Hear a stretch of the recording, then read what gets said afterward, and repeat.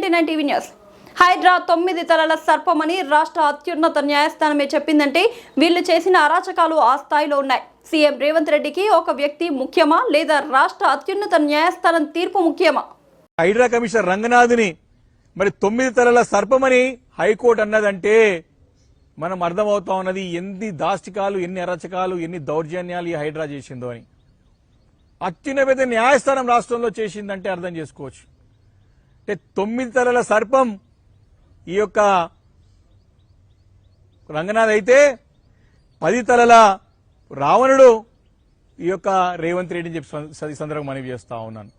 తప్పకుండా మేము ఒకటి ఈరోజు బీఆర్ఎస్ పార్టీ తరఫున డిమాండ్ చేస్తా ఉన్నాం. ఈ యొక్క జరిగినటువంటి యొక్క దోపిడీ మామూలు దోపిడీ కాదు.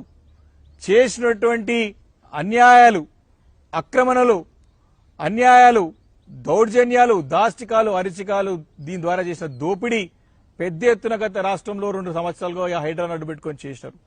మేము బీఆర్ఎస్ పార్టీ డిమాండ్ చేస్తా ఉంది, మీ తక్షణం సిట్టింగ్ హైకోర్టు జడ్జితో ముఖ్యమంత్రి గారికి నిజంగా కూడా వారిపైన నమ్మకం ఉంటే ఈరోజు మీకు ఒక వ్యక్తి కావాలనా లేకపోతే తెలంగాణ రాష్ట్రం కావాలనా? ఇది ఒక వ్యక్తి ముఖ్యమా లేకపోతే న్యాయస్థానం ఒక తీర్పు, న్యాయస్థానం ఒక ఆదేశం ముఖ్యమా?